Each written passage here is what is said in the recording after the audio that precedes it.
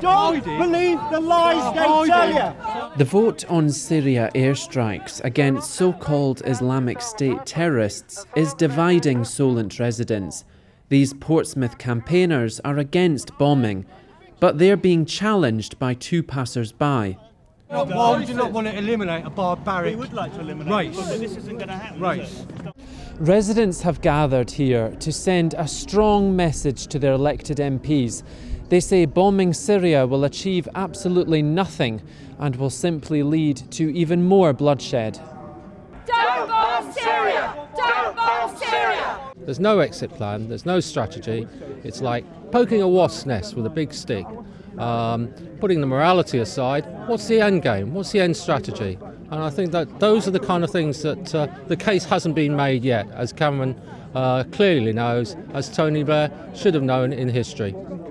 Residents say airstrikes would encourage more membership for the so-called Islamic State. We're doing the same thing, which hasn't worked before. I think it's going to make the situation worse in terms of radicalising people in the area if they've got bombs going down on them, and there are many civilians being killed and displaced. It's an ideal recruiting ground.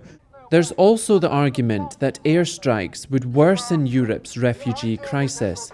Eastleigh's Conservative MP Mims Davies acknowledges that, but she says bombing is the best way to fight terrorism. She calls us from London.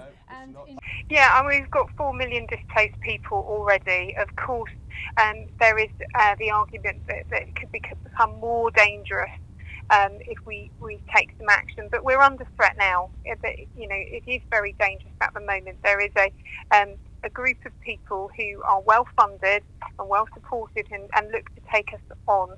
So in terms of us, reflecting on the fact that 7 in the last 12 months acts against us potentially have been prevented. Of course, we've seen what's happened in Paris very recently, and of course the other horrible, brutal attacks on innocent civilians, particularly recently on holiday British citizens. I think absolutely that we should be thinking about, taking on those concerns and worries, because we are already a target. Let us not forget that. The MP says the decision is extremely difficult and one she hasn't taken lightly. She says military action could pave the way for peace and a new Syrian government. Refugees could then return home. But the campaigners here are left asking why there's money for bombs when government cuts are eroding public services. Dale McEwan, that's Solent.